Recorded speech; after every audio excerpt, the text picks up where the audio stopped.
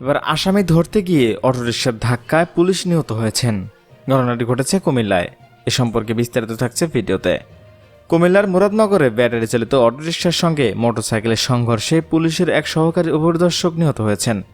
বুধবার বিকেলে মুরাদনগর উপজেলার চাপেতলা বিষ্ণুপুর সড়কে এই দুর্ঘটনা ঘটে। রাত 8টার দিকে তিনি ঢাকা মেডিকেল কলেজ হাসপাতালে মারা যান। নিহত পুলিশ কর্মকর্তা এসআই শাহিদুল ইসলাম লক্ষ্মীপুর জেলার রামগঞ্জ উপজেলার নান্দিয়া গ্রামের বাসিন্দা। তিনি মুরাদনগর উপজেলার বঙ্গারা বাজার থানায় কর্মরত ছিলেন। বুধবার রাতে বিষয়টি নিশ্চিত করেছেন কুমিল্লা অতিরিক্ত পুলিশ সুপার খন্দকার আশরাফুজ্জামান। তিনি বলেন, বুধবার বিকেলে ওয়ারেন্টের আসামি গ্রেপ্তার করতে যাওয়ার সময় বিপরীত দিক থেকে আসা একটি ব্যাটারি চালিত অটোরিকশার সঙ্গে তাকে বহন করা মোটরসাইকেল সংঘর্ষ হয়। এতে গুরুতর আহত শাহিদুলকে উদ্ধার করে প্রথমে উপজেলা স্বাস্থ্য কমপ্লেক্সে নেওয়া হয়। সেখান থেকে উন্নত চিকিৎসার জন্য ঢাকা মেডিকেল কলেজ হাসপাতালে নেওয়া হয়। পরে রাত 8টার দিকে তিনি মারা যান। দর্শক, এখনকার মতো এখানেই শেষ। পরবর্তী আপডেট নিউজ পেতে আমাদের সাথে থাকুন। ধন্যবাদ সবাইকে।